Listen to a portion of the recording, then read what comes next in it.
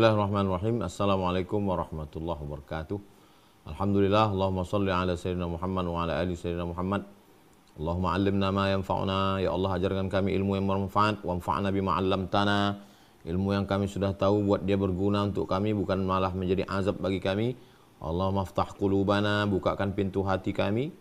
Wamla' qulubana bil hikmati wal iman, penuhi hati kami dengan hikmah dan iman.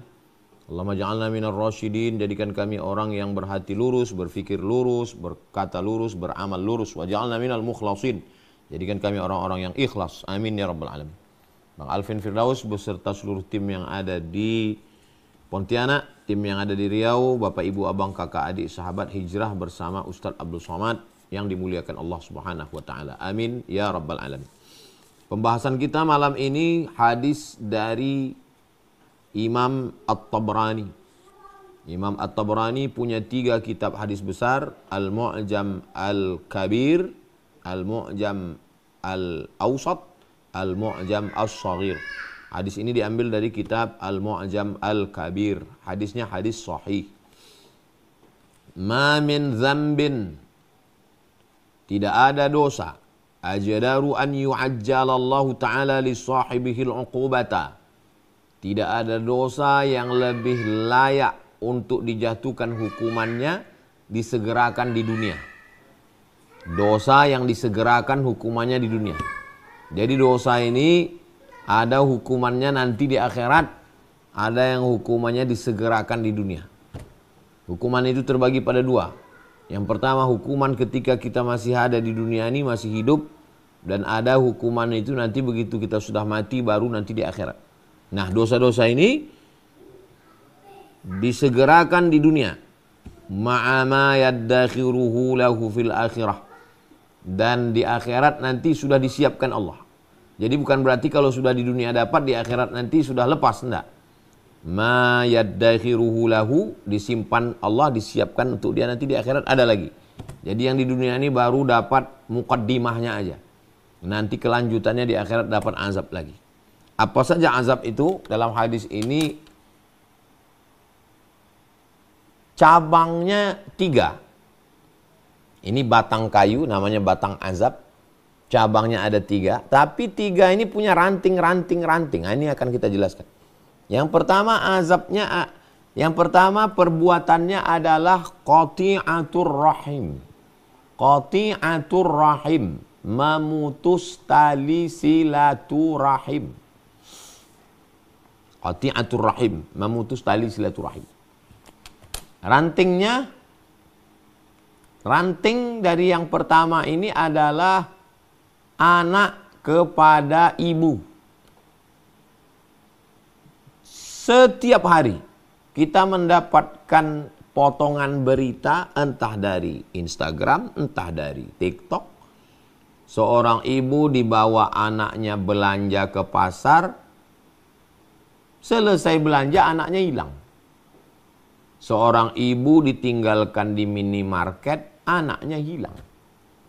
Saya melihat dengan mata kepala saya sendiri, seorang ibu dibonceng oleh anaknya, laki-laki gagah, tegap, diturunkan anaknya di lampu merah. Saya pagi mau ngantar ustazah, saya tengok. Barulah menjawab pertanyaan saya selama ini. Kok bisa orang-orang tua ini ada di lampu merah?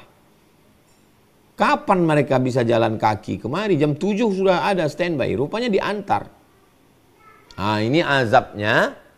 Azabnya ini an yu'ajjilallahu ta'ala li sahibihi al-uqubata fid dunya. Nanti wahai kalian yang menyia-nyiakan ibu kalian, anak kalian juga akan menyia-nyiakan kalian. Kau antar sekarang dia ke lampu merah, kau pun nanti juga akan diantar anakmu. Anakmu sendiri yang akan mengantarmu nanti. Mungkin waktu peristiwa itu terjadi, saya sudah mati, sudah tak ada lagi. Tapi kalian ingat cakap saya ini. Karena yang saya sampaikan ini bukan omongan saya. Hadis Nabi, hadisnya sahih dalam kitab Al-Mu'jam Al-Kabir. Diriwayatkan dari Abu Bakar radhiyallahu an. Dalam kitab Al-Mu'jam Al-Kabir Imam Tabrani.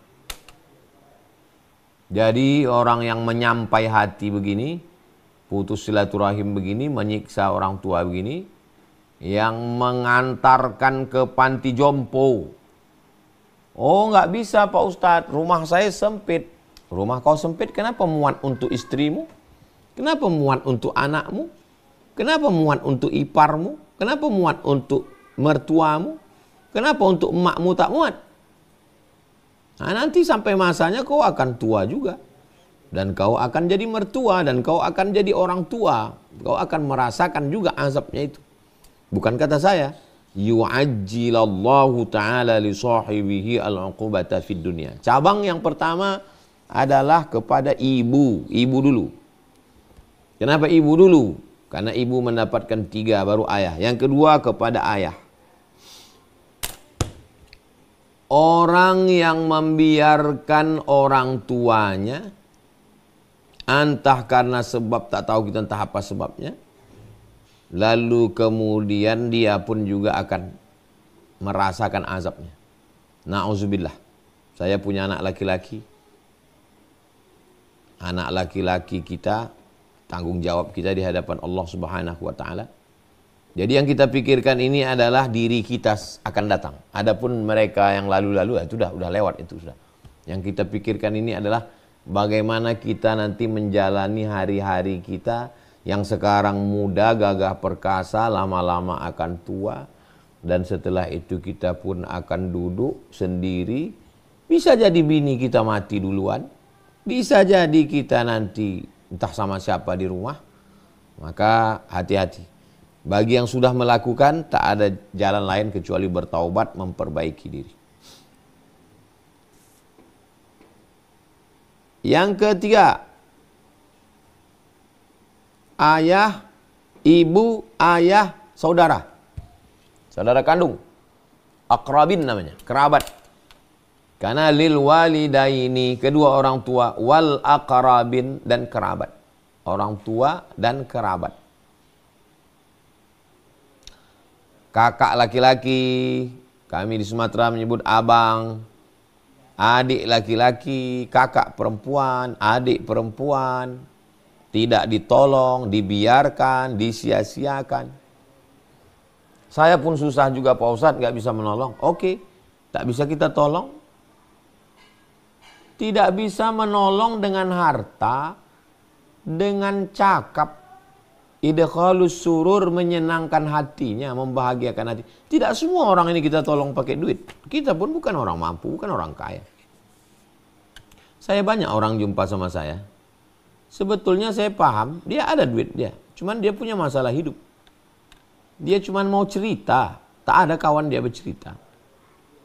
Dia mau cerita. Ya kita dengarkan cerita dia. Begini, begitu, begini. Kita ingat, kalau kita bisa tulis, kita catat. Saya selalu kalau orang cerita, saya tulis. Kan ada note di situ, tulis. Buatkan poin-poinnya. Poin 1, jawabannya ini. Poin 2, poin 3. Saya begitu kalau menjawab pertanyaan orang. Saya tangkap apa yang, supaya ngomong saya nggak ngalor ngidul. Oh, 1, 2, 3, 4. Selesai dia ngomong, 1 tadi yang kau bilang ini jawabnya. Nomor 2 ini jawabnya. Nomor 3 ini jawabnya. Jadi orang-orang yang membiarkan saudaranya, sampai masanya nanti kita akan berada ramai, tapi kita sepi. Hiruk pikuk kota besar, Jakarta, Surabaya, Bandung, Yogyakarta, Medan, Makassar, Sorong. Tapi sampai masanya nanti kita kesepian, kesunyian. Kenapa? Ditinggalkan orang. Gara-gara apa itu? Memutuskan tali silaturahim. Jangan putus tali silaturahim. Karena kita sedang memutuskan hubungan dengan Allah. Man ahaba yubsatulahu fi rizqihi, siapa yang mau lapang rezekinya, wa yunsa'alahu fi asarihi, mau panjang umurnya, falyasil rahimahu, hendaklah dia menyambung tali silaturahim. Saya mendapatkan ilmu ini dari buku, dari guru, dari buku, dan dari perjalanan hidup. Rasanya banyak juga lah udah tempat berjalan. Saya sekolah SD di Kisaran. Habis itu SMP, SMA, Sanawiyah, Aliyah di Medan. Habis itu kelas 3 di Air Molek Indragiri Hulu. Habis itu di Pekanbaru S1 2 semester. Habis itu di Mesir. Habis itu di Selangor UKM 1 semester. Habis itu ke Maroko. Habis itu pulang ke Jakarta sempat setahun. Habis itu pulang ke Pekanbaru. 9 tempat ini saya lewati. Tentu saya banyak kenal orang, kawan, sahabat, jamaah. Sengaja saya dibuat Allah SWT, banyak sekali saya tempat singgah, mampir sini, transit sini. Banyak umur saya hilang. Hilang umur, tapi setelah saya renung-renung, rupanya banyak hikmah di situ. Saya menengok bagaimana orang setelah tua, yang dulu hebat, yang dulu dihormati orang. Entah apa dosa dia dulu, akhirnya di hari tua hanya berenang di air mata. Jangan berenang di air mata. Macam mana berenang di air mata, Pak Ustaz? Air mata kan setetes dua tetes. Begitulah bahasa ungkapannya. Kita sendiri yang menyiapkan tempat renang kita itu. Sejahat apapun orang, ya kalau kita takut dipinjamnya duit kita, takut kita, ya jangan sampai putus sama sekali. Apalagi menganiaya, menzolimi. Ada keluarga yang sanggup menyantet. Yang ngasih tahu saya yang tukang ruqyah. Di ruqyah yang ngaku anak yang nyantet. Saya yang meletakkan boneka itu di situ. Boneka itu dicucuk-cucuk pakai jarum. Ada manusia sanggup menyantet keluarga. Sampai masanya nanti kau juga akan. Kalau kita menjadi korban, jadilah kita pemutus. Misalnya, dulu kakek kita, na'udzubillah, kakek kita jahat ke bapaknya. Habis itu bapak kita pun jahat juga ke kakek kita. Sekarang giliran kita. Jangan kita teruskan. Kita putus. Kita menjadi pemutus mata rantai. Putus, buat baik. Supaya nanti ke anak kita dia baik ke kita. Kenapa Nabi Ibrahim itu punya anak baik? Ismail. Karena Nabi Ibrahim memutus itu. Nabi Ibrahim tidak melanjutkan itu kepada Azar. Ya abati, wahai ayahku. Sa'astaghfiru laka rabbi, aku akan memintakan ampun kepada Allah atas segala dosa-dosa. Innahu kana bi hafiyya. Allah akan mengampunkan dosa-dosaku. Itu dari cabang yang pertama. 3 cabang. Cabang pertama, rantingnya ibu, ayah, saudara. Oke, kita lanjutkan. Cabang yang kedua. Cabang yang kedua dosanya namanya al-khiyanatu. Khiyanatu, khianat. Lawan dari kata khianat adalah amanat. Amanah lawannya khianah. Idza haddatsa kadzaba wa idza wa'ada akhlafa wa idza tumina khana. Berkhianat. Khianat ini khianat yang mana? Cabang yang kedua khianat, rantingnya 1. Orang yang paling dekat dengan kita. 1 kasur, 1 tempat tidur, 1 bantal, 1 kamar, 1 rumah. Suami istri. Jangan berkhianat. Sampai masanya nanti kau akan dapat dosanya di dunia. Yang tidak ada hubungan rahim. Kalau anak dengan ibu, rahim. Anak numpang di rahim ibu. Anak dengan ayah, rahim. Karena anak ini asalnya nutfah, suami. Anak dengan saudara, rahim. Karena anak dengan saudara sama-sama tinggal di rahim ibu. Nah ini yang khianat ini antara istri dengan suami. Nggak ada hubungan rahim. Karena mereka emaknya lain, ayahnya lain, emaknya lain, ayahnya lain, menikah mereka. Dipertemukan Allah SWT. Lalu kemudian dia mengkhianati, berkhianat. Itu azabnya adalah yu'ajjilallahu li sahibihil uqubata fid dunya. Kita pun juga akan dikhianati orang. khianat tentang masalah perasaan, khianat masalah keuangan, khianat masalah kepemilikan, khianat masalah pergaulan. Jangan mengkhianati pasangan. Yang kedua, siapa orang setelah orang paling dekat dengan kita itu? Mulai keluar rumah, sebelah kanan, sebelah kiri, sebelah depan, sebelah belakang, tetangga. Mengkhianati masalah sempadan batas tanah rumah, mengkhianati masalah jalan, mengkhianati masalah tempat parkir, mengkhianati masalah binatang ternak. Kita yang punya kucing, nya di tanah dia. Kita yang punya ayam, tapi tidurnya di pohon mangga kita, tapi nya di tanah dia.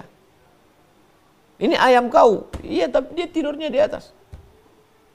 Kita yang punya sapi, tapi yang diinjaknya tanah dia. Sapi kalau sudah nginjak tanah, tanah padat.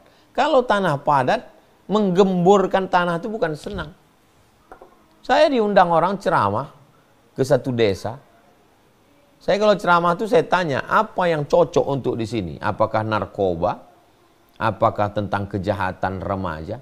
Tolong Ustadz ceramahkan di sini supaya sapi jangan dilepas di tanah orang.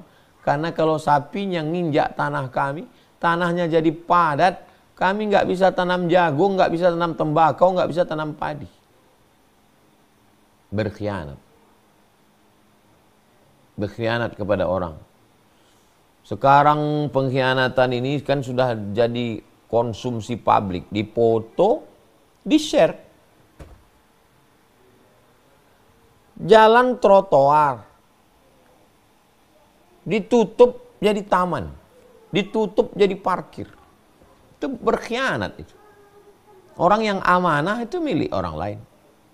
Khianat. Lawan dari amanah adalah khianat. Maka nanti sampai masanya kita pun akan. Ada orang yang tidak Islam, tapi dia bisa amanah, jujur. Jadi saya ini orangnya penasaran. Kenapa saudara-saudara kita ini tidak Islam, tapi dia kok jujur ya? Dibeli cincin emas, baru dipakai 2-3 hari hitam. Kenapa? Rupanya kadar emas itu dicampur. Entah dengan apa dia campur, hitam emas. Tapi kalau beli di situ nggak bercampur. Kenapa kalian jujur? Orang ini nggak percaya sama neraka. Bagi dia nggak ada neraka itu. Tapi dia jujur. Kenapa dia jujur? Karena dia percaya kepada karma. Dalam Islam tak ada karma. Saya kalau saya berkhianat, berarti azab saya 2. Di dunia saya akan dikhianati orang. Nanti di akhirat saya akan kena azab api neraka. Mereka tidak percaya akhirat. Bagi mereka nggak ada itu neraka, nggak ada. Tapi dia percaya kepada karma. Jadi ruh di badannya ini, nanti kalau dia mati, ruhnya ini kotor, jahat, ruhnya ini nanti akan kena karma. Masuk ke dalam makhluk lain, bisa jadi makhluk ke manusia juga, tapi manusia yang derajatnya rendah. Bisa juga masuknya ke dalam monyet, bisa masuk ke dalam babi, bisa masuk ke dalam anjing, dia akan disiksa sampai rohnya bersih. Setelah rohnya bersih, baru dia bisa menghadap Tuhan. Saya tahunya itu saya cari-cari, saya baca-baca. Kenapa orang ini jujur? Tidak semua, sebagian. Karena di antara mereka pun juga ada yang percaya, ada yang tidak. Kenapa dia jujur? Padahal dia tidak percaya kepada Allah. Ternyata dia yakin bahwa kalau saya nanti buat ini, saya akan kena di dunia. Kalau saya nipu orang, nanti saya kena tipu. Pengkhianatan yang pertama pada orang terdekat. Yang kedua adalah jiran tetangga. Siapa lagi? Yang ketiga, cabang yang kedua khianat. Yang kedua ini punya ranting, istri, suami, jiran, tetangga, depan, belakang, kanan, kiri, atas, bawah. Kalau kita punya usaha bisnis, customer, konsumen. Saya beberapa kali kena. Saya kalau sudah belanja, saya pilih orang yang kira-kira kalau saya beli barangnya, nanti hasilnya itu dia akan berzakat ke Basnas. Kenapa kita tidak beli mainan ini di sana? Ini kalau kita belanja di sini, ini insya Allah dia akan bayar zakat nanti. Kalau di sana orangnya nggak berzakat. Setelah beli mainan dua, mobil-mobilan. Satu untuk Hazik, satu untuk Sami. Nanti rencana pulang mainan. Hidupkan yang pertama. Baru dihidupkan yang pertama, tanggal bannya sebelah. Saya tengok. Rupanya udah retak memang barang itu. Retak tempat ban mobilan itu. Ginikannya aja. Jadi begitu dia nabrak sikit, udah. Yang satu lagi tak jalan. Dalam hati saya ternyata memang beratlah kita mau berbuat baik sesama. Tapi bukan berarti saya tobat mau belanja sama orang Islam, enggak. Saya tetap dengan prinsip saya tak mau, alah Ustaz itu cuma ceramah aja, dia sendiri enggak melaksanakan. Saya mau yang saya ceramahkan itu saya amalkan. Tapi orang-orang berkhianat begini nih, berkhianat kepada pembeli, kepada konsumen. Mencampur cabai busuk, mencampur duku mentah, mencampur mangga berulat. Pengkhianatan. Kita pun juga nanti akan dikhianati orang. Mengulur-ulur bayar hutang. Matlul ghani zulmun. Mampu tapi mengulur. Zalim. Kama tadinu tudan. Sebagaimana kau menzolimi, menganiaya orang, kau pun juga nanti sampai masanya akan dianiaya orang. Kalau saya berpikir sederhana aja. Sedangkan kita udah berniat baik, buat baik, pun kadang kita dapat yang tak baik. Apalagi lah kalau kita memang niat yang tak baik, betul. Yang ketiga. Wal kadhib. Yang terakhir yang ketiga. Wal kadhib. Kadhib, bohong, dusta. Kalau yang pertama tadi, yang ada hubungan rahim. Ibu, ayah, saudara. Kalau yang kedua ini khianat kepada orang yang tidak ada hubungan rahim. Istri, suami, tetangga, konsumen, kawan sekantor, atasan bawahan, direktur dengan karyawan. Kalau yang ketiga ini kazib ini umum. Kepada yang ada hubungan rahim pun bisa, yang tak ada hubungan rahim pun bisa. Kalau kita mendustai, kita akan didustai. Kalau kita membohongi, kita akan dibohongi. Azabnya kita dapat di dunia, dan di akhirat pun nanti juga sudah disiapkan Allah Subhanahu wa ta'ala. Al-kadhib, bohong, dusta, ra'su kulli khati'ah. Induk dari segala dosa adalah dusta. Satu dusta, satu bohong, dia akan disusul oleh 100 dusta. Orang yang berdusta, orang yang berbohong, orang yang menipu, walaupun nampak zahirnya tenang, kenyang, senang, tapi sesungguhnya hatinya gelisah, risau, berefek kepada badannya, berefek kepada penyakit, naik darah tingginya, naik jantung koronernya, naik kolesterolnya, gelisah, stres, depresi, anxiety. Makan obat ini, makan ini, tidak juga tenang, masuk penyakit buah pinggang, jantung, macam-macam. Nauzubillah. Inilah kata Nabi dalam hadis riwayat Imam At-Tabrani, 3 cabang dosa yang melahirkan ranting-ranting yang mengundang azab Allah. Ma min dzambin ajdaru, tidak ada dosa yang lebih layak an yu'ajjilallahu ta'ala li sahibihi al-uqubata fid dunya, disegerakan Allah azabnya di dunia, dia sudah dapat ma'ama yaddakhiruhu lahu fil akhirati, di akhirat dia dapat min qati'atir rahim, silaturahim, memutus silaturahim, wal khiyanati, berkhianat, wal kadhibi, dan dusta. Riwayat Imam At-Tabrani dari Abu Bakrah radhiyallahu anhu. Demikian Bang Alvin Firdaus, sekarang jam 8.40, saya kembalikan Sebagaimana biasa kita lanjutkan dalam dialog interaktif. Wassalamualaikum warahmatullahi wabarakatuh.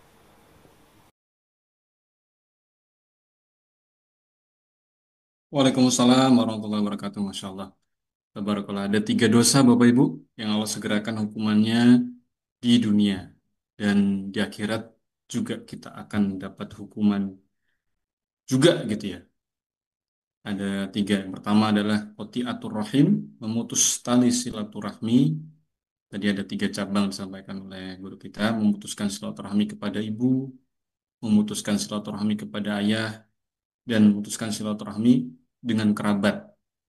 Itu sebuah keniscayaan kalau kita sudah qati'atur rahim, misalnya seorang anak meninggalkan orang tuanya, pasti kelak nanti ketika kita jadi orang tua juga akan ditinggalkan oleh anak. Kemudian yang kedua adalah khianat. Ini khianat ada beberapa cabang, ada tiga juga: berkhianat kepada pasangan, berkhianat kepada tetangga, berkhianat kepada pelanggan, customer, dan lain-lain. Itu juga akan dibalas oleh Allah kontan di dunia. Yang ketiga adalah dosa induk dari segala dosa, yaitu kadzib, dusta. Jika kita berdosa, kita juga akan didustai oleh orang lain. Allah akan langsung balas di dunia. Baik, kita masuk ke sesi tanya jawab, Bapak Ibu. Saya akan persilahkan untuk Bapak Ibu yang sudah bergabung di Zoom ini. Ada fitur untuk Bapak Ibu angkat tangan. Silahkan diklik ya tombol angkat tangannya. Atau yang kedua, jika Bapak Ibu tidak paham, bisa di kolom komentar ya, kolom chat untuk bisa bertanya. Untuk yang pertama, saya persilahkan Ibu Yuli dari Mempawah. Nah, yang paling atas ini. Saya persilahkan Ibu, silakan buka mic-nya. Nah, sampaikan pertanyaan Ibu. Assalamualaikum warahmatullahi wabarakatuh, Ustaz. Waalaikumsalam. Ibu, mohon maaf suaranya agak kecil. Mungkin karena pakai headset ya. Coba Assalamualaikum headsetnya warahmatullahi masih kecil. Headsetnya dilepas saja mungkin. Ya, jadi mic-nya pakai mic device-nya langsung, HP atau laptopnya. Bisa tidak? Assalamualaikum warahmatullahi wabarakatuh, Ustaz. Nah, jelas sekarang. Waalaikumsalam. Allah wabarakatuh. Terima kasih atas waktunya. Eh, Mungkin pertanyaan ini agak sedikit di luar dari pembahasan. Ada dua pertanyaan, Ustadz, yang ingin saya sampaikan. Yang pertama itu tentang berkaitan dengan makanan. Makanan dari hasil, terutama dari sayuran ya. Kalau di daerah kami itu mayoritas kan penduduknya orang Chinese. Jadi sayuran itu apa namanya ditanam dari pupuk olahan mayoritas olahan dari mohon maaf bab satu gitu. Jadi terus terang selama ini saya ragu gitu. Bagaimana cara menyikapi kami? Apakah itu sebenarnya kalau udah diolah dengan tanaman itu udah halal kita makan? Sementara kan itu ada percikan-percikan di situ, Ustaz. Karena kami menyaksikan sendiri gitu olahannya itu seperti itu yang pertama. Kemudian yang kedua, eh mohon maaf, bagaimana sikap kita terhadap pasangan kita jika mengajak untuk taat gitu, gitu Ustaz maksudnya. Sementara gimana ya, pasangan kita itu agak agak kurang kurang respon gitu, terutama untuk ibadah Ustadz. Karena kayak saya sendiri pribadi sebagai istri, kalau kalau saya sendiri hanya berjuang sendiri gitu kan, otomatis lama-kelamaan saya juga nggak ada pegangan, lemah gitu kan. Eh, saya ingin mohon solusinya, bagaimana sikap kita supaya mengajak pasangan kita supaya untuk taat, tetapi dengan tidak cara menyinggung perasaannya. Itu aja Ustadz. Terima kasih atas jawabannya. Sekali lagi, Assalamualaikum warahmatullahi wabarakatuh. Waalaikumsalam. warahmatullahi wabarakatuh.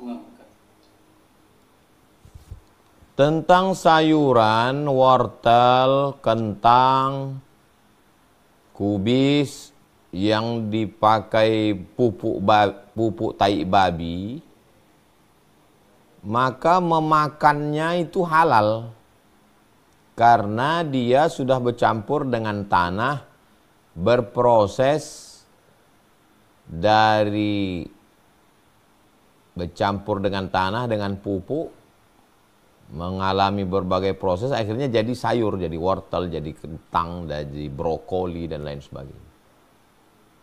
Kalau dikhawatirkan proses terakhirnya itu dia kena kencing, karena kita kalau kena bukan cuman kulit, kena air kencing, kena kotoran, disamak. Jadi waktu mencucinya itu, ambil botol, masukkan tanah, disiram sekali pakai air tanah, baru 6 kali pakai air biasa. Siram pakai air tanah, habis itu 6 kali pakai air biasa.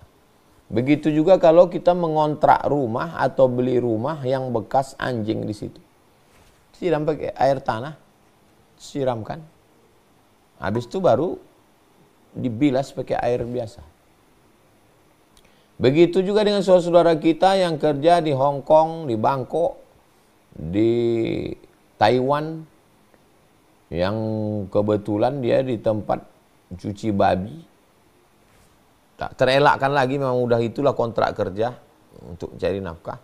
Jadi siapkan air tanah, siramkan sekali pakai air tanah, yang bekas-bekas percik, habis itu baru 6 kali pakai air biasa, disamak.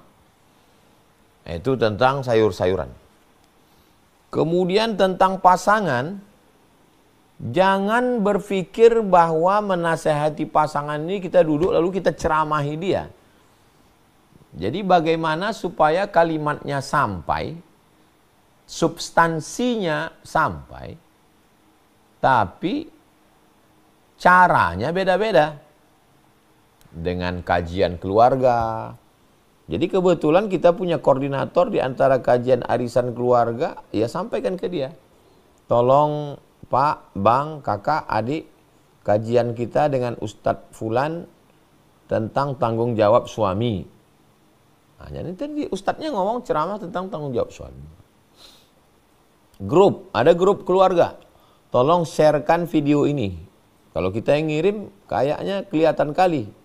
Jadi kesadarannya nggak nambah, tersinggungnya yang nambah. Nah, itu yang kita nggak mau.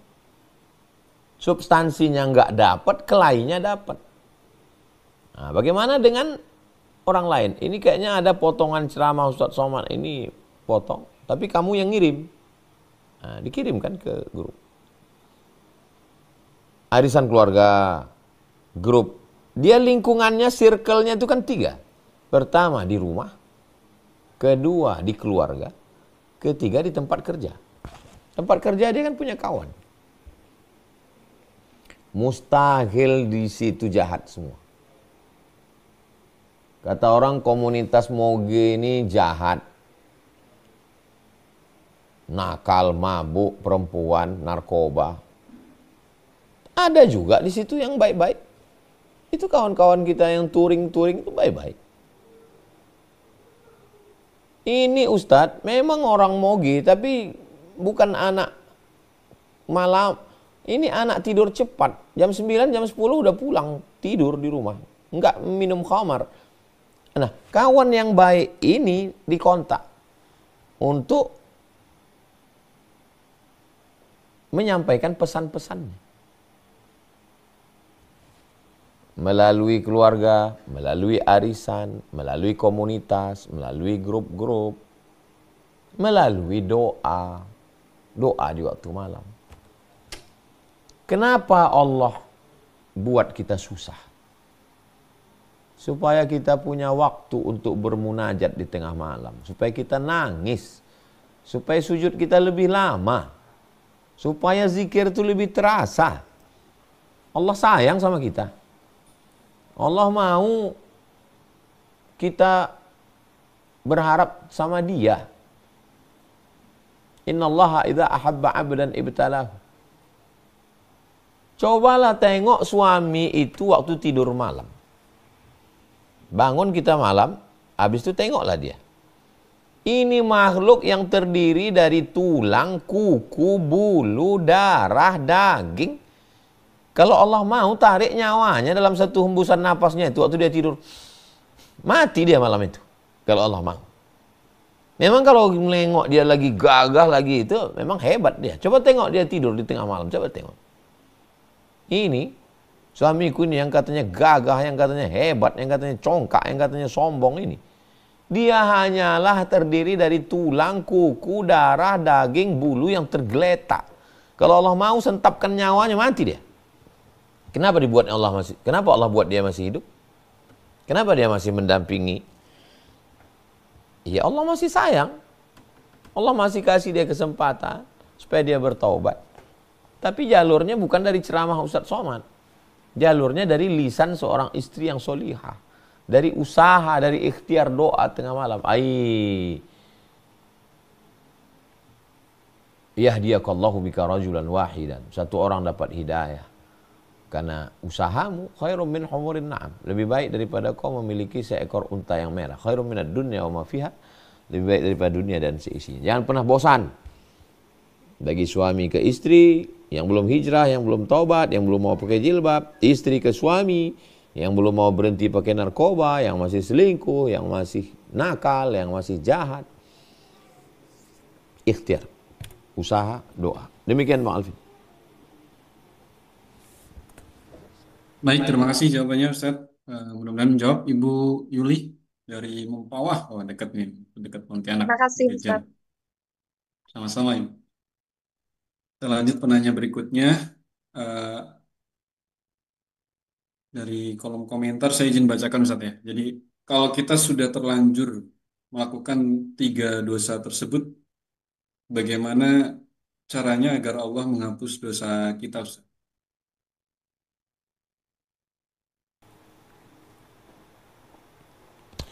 Illa man taba, kecuali orang yang bertaubat.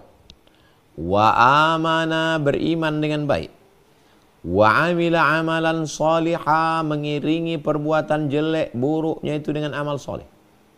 Illa man taba, bertaubat. Wa amana, beriman. Wa amila amalan salihah, beramal soleh.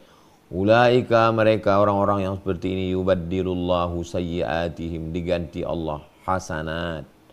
Yang pernah durhaka kepada ibu, yang pernah durhaka kepada ayah, yang pernah durhaka kepada saudara, yang pernah mengkhianati istri, mengkhianati tetangga, mengkhianatikan konsumen, mengkhianati customer, mengkhianati jamaah, yang pernah berdusta, berbohong, menipu, taubat, kembalikan hartanya kalau dia dalam bentuk harta, minta maaf, beriman dengan baik, beribadah, wa amila amalan salihah, salat, zakat, puasa, infak, zikir, baca Quran. Yubaddilullah, diganti Allah sayyiat, semua dosa-dosa itu hasanat, dijadikan Allah kebaikan-kebaikan. Tidak ada gading yang tak retak, tidak ada tebu yang tak berbongkol, tak ada manusia yang lepas dari silap, salah dan dosa. Demikian. Wallahu a'lam. Baik, Masya Allah. Bertobat, beriman, dan beramal soleh. Supaya Allah hapuskan dosa-dosa kita dan Allah ganti dengan kebaikan. Kita lanjutkan Bapak Ibu. Saya persilakan berikutnya Ibu Rika Triwardiani. Assalamualaikum Ustaz. Waalaikumsalam. Saya ada pertanyaan, dua pertanyaan. Yang pertama itu, bagaimana cara saya menyikapi adik tiri ibu saya? Sebelumnya tuh pernah melakukan seperti santet ke keluarga kami, sampai akhirnya dibuat tuh suasana rumah saya itu panas. Ibu dan ayah saya bertengkar, ayah saya tidak mau pergi ke toko, karena niatnya beliau adalah ingin mengambil usaha ayah saya. Kemudian hari 2 minggu lalu, dia datang lagi ke rumah kami untuk meminta pekerjaan. Saya ada rasa trauma bertemu dengan dia, tapi ayah saya masih menerimanya. Apa yang harus saya lakukan, Ustaz? Kemudian kedua, saya adalah keluarga perantau. Ibu dan ayah saya berasal dari Sumatera. Eh, Keinginan ayah saya memang mau berkumpul bersama kakak dan adiknya di Sumatera. Tapi setiap kali kami pulang ke Sumatera itu, eh, adik kakak ayah saya tahunya bahwa kami adalah keluarga yang berada yang memiliki rezeki berlebihan. Padahal niat saya membawa ayah dan ibu saya adalah biar berkumpul karena ayah saya rindu dengan kakak dan adiknya. Tapi setiap pulang dari Sumatera tuh endingnya Ustaz selalu bertengkar karena yang dibahas selalu uang, uang, dan uang. Padahal kami kan pulang ke Sumatera pun membutuhkan uangnya cukup banyak. Niatnya adalah berkumpul bersama untuk melepas rindu, bukan perihal uang yang dibahas terus-menerus. Kalau pada akhirnya saya memilih untuk tidak pulang ke Sumatera, apakah itu termasuk dalam 3 dosa Ustadz yang akhirnya saya memutuskan silaturahmi karena tidak bertemu atau bertatap muka? Hanya itu Ustadz. Terima kasih Ustadz. Wassalamualaikum. Baik.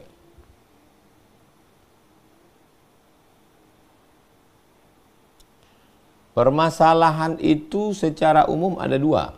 Pertama terkait masalah hukum, masalah uang, masalah benda, masalah tanah, masalah ruku. Yang kedua masalah perasaan. Yang terkait masalah hukum, selesaikan dengan hukum. Jangan yang masalah hukum dibawa ke perasaan. Ustaz Somad, saya ditipu. Ya udah, ikhlaskan aja. Ini nggak nyambung. Kalau dia terkait masalah hukum, masalah harta, masalah duit, selesaikan dengan hukum. Tapi kalau dia terkait masalah tata krama, ngomongnya kasar. Nah, jadi tolong klasifikasikan dulu. Ini saudara saya, anak tiri dari ibu saya, berarti anak kandung dari ayah saya. Apa pasal yang dia langgar?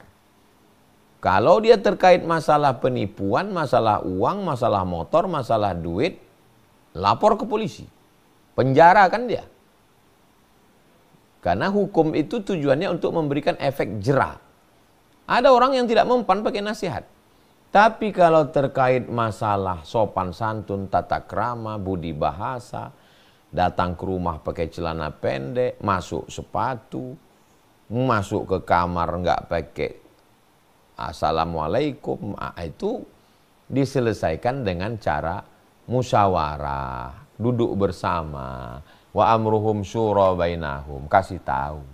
Ini di rumah ini latar pendidikannya belakangnya, latar belakang sukunya beda. Kalau orang Sumatera itu ngomongnya begini, orang di Jawa ngomongnya begini. Bersuara ribut sedikit bagi orang di Jawa itu pantang. Bagi itu. Jadi tolong klasifikasikan dulu masalahnya, baru dapat solusinya. Kesimpulannya, kalau terkait dalam masalah hukum, selesaikan secara hukum. Kalau terkait dalam masalah tersinggung, tata krama, budi bahasa, selesaikan dengan duduk bersama. Musyawarah keluarga. Yang kedua, pulang kampung apa substansinya? Pulang kampung ini apa substansinya? Saya katakan ke ustazah, kita setiap tahun mesti pulang ke Jombang. Kenapa kita mesti pulang? Karena Abi dan Umi masih hidup. Banyak pun duit kita, sehat pun badan kita, besar pun anak-anak ini, pulang kita nanti nggak ada gunanya kalau dia udah nggak ada lagi. Maka saya memutuskan, selagi masih ada nyawa mereka, selagi masih hidup dia, kita pulang. Aku nggak bisa lama. Sehari sebelum Idul Fitri hari pertama silaturahim keluarga, kedua, ketiga pulang kita ke Pekanbaru. Karena saya mesti dengan tetangga-tetangga. Mak ayah saya udah tak ada lagi, tapi saya punya adik, saya punya kawan-kawan. Hari ketiga, keempat kita buat open house. Share, Ustadz sudah ada di rumah. Dari jam 7 pagi sarapan bersama, makan siang, makan malam, datang. Nah, begitu yang sudah kami lakukan sejak 2022, 2023, 2024, 2025. Sampai terakhir kemarin. 2026 panjang umur, sehat badan. Begitu lagi, sehari menjelang Idul Fitri pulang. Dan orang tua masih ada. Kalau ada duit. Apa substansinya? Nah, sekarang pulang ke keluarga saya di kampung emak. Mak saya sudah tak ada, ayah saya tak ada. Tapi kalau hadis al-khalatu bimathabatil Saudara ibu sama macam ibu. Mak saya adik-beradik 10. Mak saya nomor 10. Ada kakaknya yang masih hidup, umurnya 90. Perempuan. Jadi setiap saya pulang, saya menjumpai kakak ibu saya, mak angkat saya. Karena sejak saya kecil lahir, dia menjaga saya. Jadi saya bilang, kita pulang. Substansi pulang itu menyambung silaturahim, ziarah kubur ke almarhum-almarhumah, habis itu bagi bantuan sembako, karena kita ada paket, mengunjungi sekolah almarhumah mak yang ada di Kisaran, Jalan William Iskandar, mengendorse sekolah, menjumpai anak-anak santri, ngasih semangat. Jadi jelas, kalau tidak ada lagi yang mau dijenguk pulang. Orang tua sudah meninggal, keluarga dari orang tua pun sudah tak ada. Hanya saudara-saudara, sepupu-sepupu jauh. Cukup say hello, apa kabar? Kirim kain sarung dari jauh, kirim kue. Jadi tolong, saya kalau mengambil satu keputusan, ambil kertas, garis tengah. Positif, negatif. Kalau pulang nih positifnya apa? Apakah bertemu ayah, ibu, nenek, datuk? Tidak. Cuman sepupu-sepupu jauh. Say hello cukup. Selamat Hari Raya Idul Fitri. Mohon maaf zahir dan batin. Taqabbalallahu minna wa minkum sholihal amal. Karena kalau kita pulang, disangka orang pulang ke Sumatera ini dari jauh duit banyak. Itu ini segala macam. Mau tak dikasih, mau dikasih, tak ada duit. Mau dikasih, tak ada. Mau tak dikasih, jadi fitnah. Kira-kira mudaratnya lebih besar pulang atau tidak? Kalau mudaratnya lebih besar, darul mafasid muqaddam ala jalbil masalih. Menolak mudarat lebih dikedepankan daripada mengambil manfaat. Kalau pulang manfaatnya ketemu, say hello, ketawa. Tapi mudaratnya apa? Jadi pikirkan, catat. Sahibud dar a'lamu bidarihi. Yang punya rumah lebih tahu tentang isi rumahnya. Saya hanya menjawab secara umum. Saya hanya memberikan rumusan, jurus. Terapkanlah ini di tengah keluarga masing-masing. Demikian, wallahu a'lam bishawab. Baik, terima kasih Ustaz atas jawabannya. Ibu Rika mudah-mudahan menjawab pertanyaannya ya. Saya persilahkan selanjutnya Ibu Susi Ambar.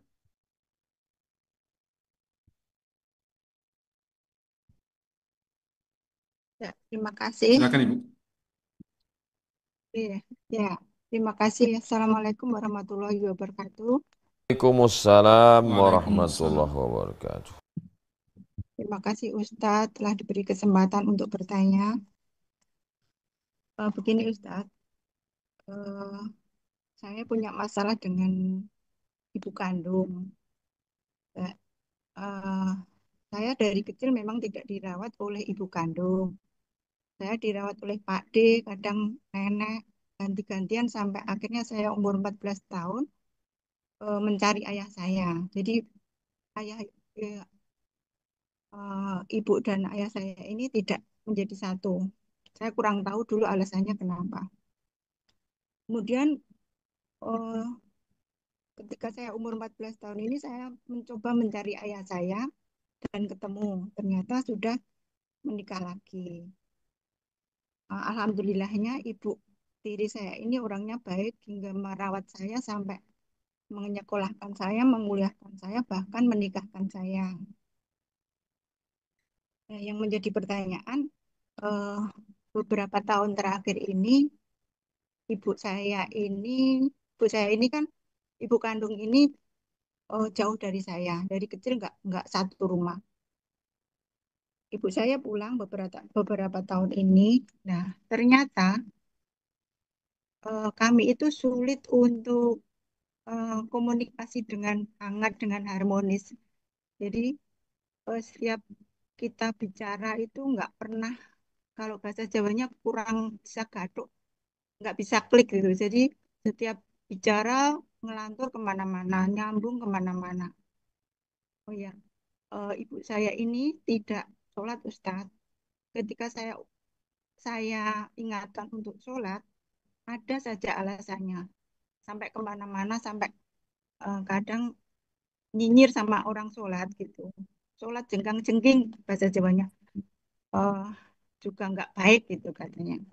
Maksudnya menyindir orang sholat itu pun eh, belum tentu baik seperti itu. Nah, selama ini beberapa tahun ini saya menjaga diri supaya eh, bukannya saya memutuskan komunikasi dengan orang tua, cuman saya ini eh, sementara saya mengambil keputusan berbicara seperlunya saja seperti itu. Terus, apakah eh, ini sikap saya ini bagaimana menurut hukum Islam? Saya juga tidak mau ada azab ataupun dianggap sebagai anak durhaka seperti itu, Ustaz. Terima kasih dan mohon doanya semoga apa, kami dilembutkan hatinya, kami bisa berkomunikasi, berinteraksi dalam satu rumah itu dengan baik. Karena kami juga punya anak-anak, 3 anak, jadi kami setiap ada pembicaraan atau berbicara dengan ibu ini supaya tidak hal-hal negatifnya itu terekam oleh anak-anak saya seperti itu. Terima kasih Uta. Demikian pertanyaan saya. Bagaimana cara mensikapinya? Terima kasih. Yang pertama, bedakan urusan orang lain dengan urusan kita. Dua kamar yang berbeda antara ruang tamu dengan dapur. Ruang tamu itu isinya sofa, bunga. Dapur itu isinya kuali, kompor. Jangan campurkan. Urusan dia melahirkan kita, menyusukan kita, meregang nyawa, membesarkan kita, itu urusan dia. Bahwa dia tidak mengurus kita, itu urusan dia dengan Allah. Urusan kita membalas dia, menjaga dia, berbakti pada dia. Itu urusan kita. Perlu mendudukkan ini supaya jangan sampai bercampur aduk. Karena kalau bercampur aduk, nanti kita akan membuat keputusan yang salah. Kenapa kamu nggak ngurus dia? Karena dia nggak ngurus saya. Nah, itu meletakkan kuali di ruang tamu namanya. Saya nggak ngurus dia karena dia nggak ngurus saya. Itu namanya meletakkan kuali di ruang tamu. Letakkanlah kuali di dapur. Ruang tamu letakkanlah toples kue, bunga-bunga. Masalah urusan dia, itu urusan dia kepada Allah. Urusan kita, selagi dia masih hidup, membelikan dia pakaian, membelikan dia baju, ngasih dia makanan, memberikan dia tempat tinggal, berbakti kepada dia. Itu urusan kita. Itu nanti yang kita akan ditanya di hadapan Allah. Masalah dia ngurus kita atau enggak, kita enggak ditanya. Kita enggak ditanya Allah nanti. Apakah ibu mengurusmu? Itu enggak ada ditanya. Maka kita persiapkan aja yang ujian kita. Ujian orang enggak usah kita siapkan. Itu urusan dia. Dah, setelah mantap langkah pertama ini, langkah yang kedua. Kalau ada yang tidak berkenan, masalah sholatnya, masalah jilbabnya, masalah ngomongnya, maka sebagai seorang muslim, kita muslim, dia muslim, kita luruskan. Ini bagian dari nahi mungkar. Bagaimana caranya? Dia punya guru, dia punya senior, dia punya orang lebih tua, dia punya teman, masukkan melalui pesan-pesan. Kita pinjam mulut orang. Dia punya kawan, dia punya konco, dia punya bestie. Dia punya orang yang lebih dituakan. Dia punya komunitas. Kita juga belikan mukena, belikan jilbab, sampaikan. Masalah dia nolak, dia marah, itu urusan dia. Allah mau kasih kita pahala. Pahalanya bukan dari haji, pahalanya bukan dari jihad, pahalanya adalah dari berbakti kepada orang tua. Mengcounter perbuatan dia, ngobrolnya, ngomongnya yang berefek negatif kepada anak, menyinggung perasaan suami, itu teknisnya kitalah yang pandai. Anak-anak kita pahamkan dulu. Ini ibu saya yang melahirkan saya. Allah mentakdirkan saya numpang di rahimnya. Tolong kalian, suami saya, pahami ini. Anak-anak saya tolong. Sementara dia hidup, sementara nyawanya masih ada. Nanti sampai masanya dia meninggal dunia. Dan saya minta kalian sabar. Sebagaimana saya juga minta sama Allah supaya saya sabar. Berat memang. Itu ringan ngomongkannya aja. Mungkin ujian ibu lebih berat dari saya. Saya serumah dengan emak saya dari 2009 sampai 2019 Maret, 10 tahun. Dengan ibu berumur 70 tahun. Alhamdulillah dia sehat badannya. Alhamdulillah dia menjaga saya, membesarkan saya. Sehingga ujian ibu mungkin lebih berat daripada saya. Saya tidak mengatakan seandainya saya di posisi ibu, saya lebih berhasil dari ibu. Belum tentu. Allah ingin memuliakan ibu. Allah ingin mengangkat derajat ibu. Silman qata'aka. Sambunglah pada orang yang memutus. Kalau saya menyambung dengan orang yang nyambung. Tapi ibu dikasih Allah ujian menyambung dengan orang yang memutus. Nah, itu lebih hebat lagi. Mudah-mudahan kita semua diberikan kekuatan. Ibu juga diberikan kekuatan, anak ibu, suami ibu, keluarga ibu semua. Hanya Allah. Kalau ibu berhasil ini, maka anak-anak ibu nanti akan memuliakan ibu di hari tua ibu. Ini tidak hanya untuk ibu, untuk kita semua. Demikian, wallahu a'lam.